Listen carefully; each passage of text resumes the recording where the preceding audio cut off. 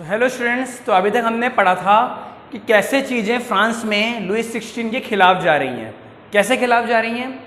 National assembly बनाने के लिए इंडो टेनिस कोड वर्सलिस में लोग शामिल हुए। मिरेब्यू एबिशियस ने उनका साथ दिया और नेशनल असेंबली ने क्या ठाना, ये बात एक उन्होंने मन में पक्की कर ली, डिटरमाइन हो गए कि हमें फ्रांस के लिए कॉन्स्टिट्यूशन ड्राफ्ट करना है और किंग की पावर्स को लिमिट करना है। देखिए, अभी भी कहीं भी बात किंग को हटाने की नहीं आई है, क्योंकि लोगों को पता ही किंग होगा तो ही हम ढंग से रूल हो पाएंगे। कोई हमें लीडर तो चाहिए जो फ्रांस को चला सके।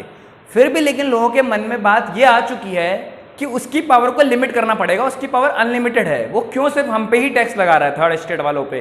क्यों सारे जुल्म हम पे ही ढा रहा है और फर्स्ट और सेकंड स्टेट को महान मानता है, उन्हें प्रिविलेज बर्थ से देता है। कोई पर्सन बस फर्स्ट स्टेट और सेकंड स्टेट में बॉर्न हो जाए, जन्म ले ले, उसी के साथ वो महाराजा या राजा क्यों बन जाता है और हमें ही क्यों टैक्स देना पड़ रहा है? देखिए, मैंने पहले भी बात का जिक्र किया है कि प्रॉब्लम ये नहीं थी कि टैक्स देना पड़ रहा है थर्ड स्टेट वालों को। ठीक है, गरीब है फिर भी टैक्स दे रहे हैं, कोई प्रॉब्लम नहीं है। प्रॉब्लम ये है कि सिर्फ हमसे ही क्यों लिया जा रहा है टैक्स। या तो टैक्स आप उनसे भी लीजिए या हमें भी एग्जम्प्ट कर दीजिए, हमें भी माफ कर दीजिए। चलिए, उसके वो भी ठीक है, आप टैक्स ले रहे हैं। दूसरा, कुछ भी काम होता है, असेंबली बुलाई जाती है, हम सबको बुलाया जाता है, फर्स्ट सेकंड थर्ड स्टेट वालों को। तो थर्ड स्टेट के जो गरीब लोग थे, पीजेंट्स थे, घरों में काम करने वाले सर्वेंट थे, डेली वेज लेबरर्स, उन्हें बुलाया नहीं जाता। जिन्हें बुलाया जाता उन्हें कहा जाता है कि आप पीछे खड़े हो जाइए, मतलब उन्हें रिस्पेक्ट नहीं दी जाती। तो ये चीज़ें चल रही हैं। उसके बाद लुईस 16, देखिए रेवोल्यूशन लुईस 16 के समय ही क्यों होना था, इस बात का मैं पहले भी जिक्र कर चुका हूँ। इसकी किस्मत बहुत खराब रहेगी। किस्मत खराब कैसे रहेगी कि देखिए, अभी ये सब चल रहा है। अब फ्रांस में इसी समय बैड हार्वेस्ट आना था। बैड हार्वेस्ट मतलब कि किसानों की फसल खराब हो जानी थी पूरी तरह से, बारिश ढंग से नहीं होनी थी। यानी कि जो सीजन, जब फसल कटने का सीजन आया तो पता लगा फसल उतनी हुई नहीं जितनी बोई थी, जितनी उम्मीद थी, जितनी डिमांड थी। बैड हार्वेस्ट रही। देखिए, बैड हार्वेस्ट रही, फसल नहीं रही, कम रही, तो उस वजह से प्राइसेस ऑफ फूड ग्रेन्स बढ़ते हैं। कैसे? इसका एक सिंपल सीधा फिनोमेना है इकोनॉमिक्स का। फॉर एग्जाम्पल, किसी एक देश में, हम फ्रांस की बात कर लेते हैं, उस समय की डिमांड थी 200 किलो, मान लेते हैं फॉर एग्जाम्पल, है ना, और सप्लाई हुई 100 किलो। आप ढंग से सोचिए इस केस में क्या होगा।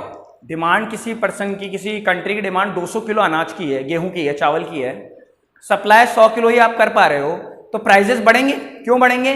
क्योंकि अब वो 100 किलो महंगा बिकेगा और वो वही खरीद सकेगा जो उसके ज्यादा दाम दे सकता है।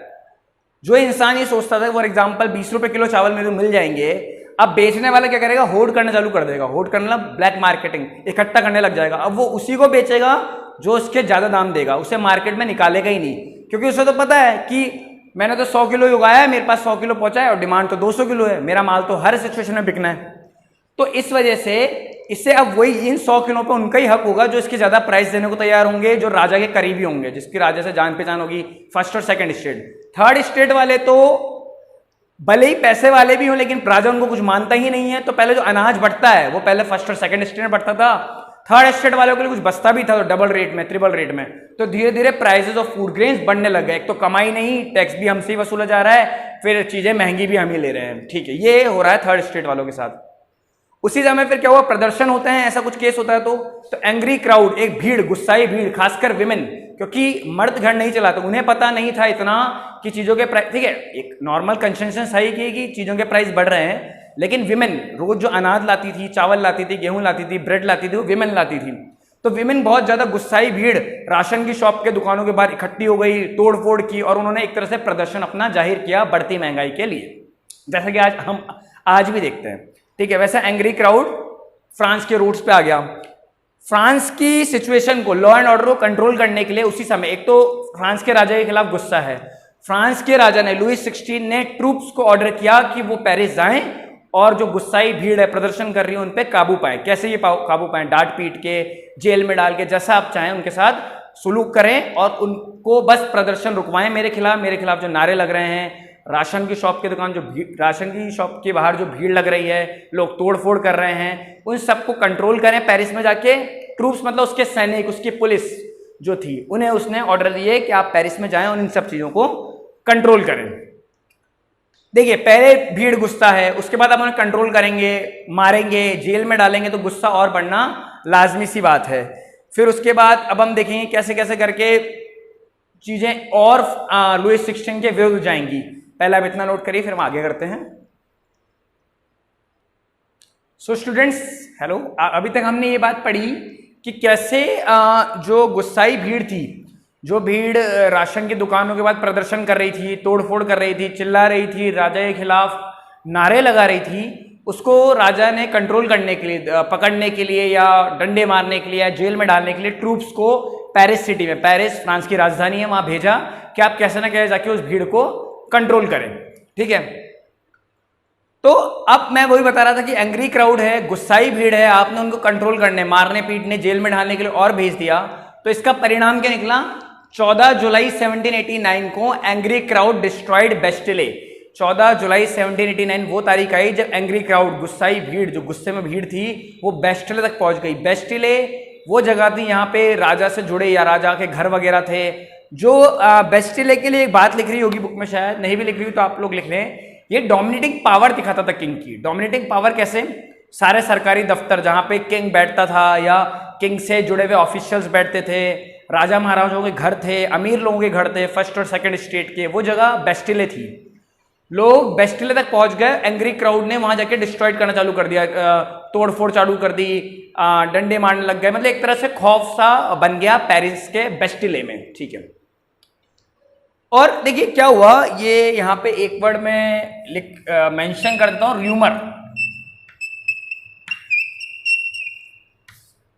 देखिए र्यूमर होती है अफवाह। र्यूमर क्या होती है? अफवाह, मतलब कि कोई गलत चीज जो ऐसी फैल जाए। अब यहां पे क्या हुआ, अभी देखिए चल रहा है, वैसे ही गुस्साई भीड़ है, बेस्टिले तक पहुंच गई आक्रमण करने के लिए, हमले करने के लिए लोगों के ऊपर। इसी समय पे एक र्यूमर फैला, आपकी बुक में लिख रहा है लॉर्ड्स ऑफ मैनर, है ना, LORDS ऑफ मैनर, MANOR, यानी कि राजा, लॉर्ड्स ऑफ मैनर बोले गया। राजा के लिए लुईस 16 ने ब्रिगेंड्स से कहा हायर्ड ब्रिगेंड्स को हायर्ड किया ताकि राइप क्रॉप्स को डिस्ट्रॉय किया जा सके। ये एक र्यूमर फैला था, मतलब बताया तो इसके क्या रूमर था। एक अफवाह फैली किसानों में, पीजेंट्स में, कि लुईस 16 ने कुछ गुंडे लिए हैं, गुंडों को हायर किया है, पैसे देके उन्हें बुलाया है, उन्हें खरीदा है, और ये बोला है कि फ्रांस में जहां जहां थर्ड स्टेट, अब देखिए पीजेंट सारे थर्ड स्टेट में थे, जो किसान थे गरीब, जहां जहां खेती की फसल उगी हुई राइप है, कच्ची है, उसे डिस्ट्रॉय कर दो, जला दो या उखाड़ के फेंक दो, यानी कि फसल को नष्ट कर दो। ये ऐसी एक र्यूमर फैली थी, सिर्फ एक अफवाह फैली थी लोगों में कि ऐसा होने वाला है। पहले भीड़ गुस्से में है, उसके बाद ये और पता लगेगी हमारी कमाई और खाराई लुईस 16, तो इसके साथ बुरा होना ही था। तो लुईस 16 ने पीपल को हायर किया है टू डिस्ट्रॉय राइप क्रॉप्स। आपके जो बुक में वर्ड है वो लॉर्ड्स ऑफ मैनर, जो राजा के लिए बोला गया है, और एक है ब्रिगेंड्स, जो उन गुंडों के लिए बोला गया जो उसने किराए पे लिए थे ताकि राइप क्रॉप्स को उखाड़ा जा सके, डिस्ट्रॉय किया जा सके। इसके अगेंस्ट में, इसके परिणाम क्या हुए लुईस 16 के लिए? लोग बेस्टिले पहुंचे और जितना भी जहां किंग के गोदाम थे ना, जहां पे उसने इन लोगों से, पीजेंट से फूड ग्रेन्स ले लेके, चावल गेहूं ये सब ले लेके होर्ड कर रखा था। होर्ड मतलब कि जैसे आज भी गवर्नमेंट करती है ना होर्ड मतलब कि आप किसान से खरीदते हो और उन्हें अपने गोदामों में रखते हो, सरकारी गोदामों में, ताकि कोई ऐसी समस्या आ जाए देश के ऊपर जब प्रोडक्शन रोकना पड़ जाए, जैसे कि कोरोना सबसे बेहतर एग्जांपल है आज के टाइम पे, जब प्रोडक्शन रुक गया एकदम से, सब पूरा देश बंद हो गया, तो ऐसे समय पे डिमांड तो बढ़ रही है, डिमांड अपनी जगह है दाल रोटी की, तो वो चीज़ गरीबों तक कैसे पहुंचेगी? उन होर्डेड ग्रेन्स, मतलब जो सरकार ने वेयर हाउस में जमा कर रखा है गरीबों के लिए, वो सरकार उन तक पहुंचाएगी। तो यहाँ भी जमा कर रखा था, फ्रांस में वो कल्चर चला आ रहा था, तो पीजेंट्स ने वो अपना ग्रेन्स मान के, गेहूं चावल जो है हमने उगाया है और लुईस 16 ने रख रखा है हमारे पास, वो सारा लूट लिया जाके, है ना, मतलब उसके ऊपर अटैक किया, ताले वगैरह तोड़े गोदामों के, उन्होंने लूट लिया।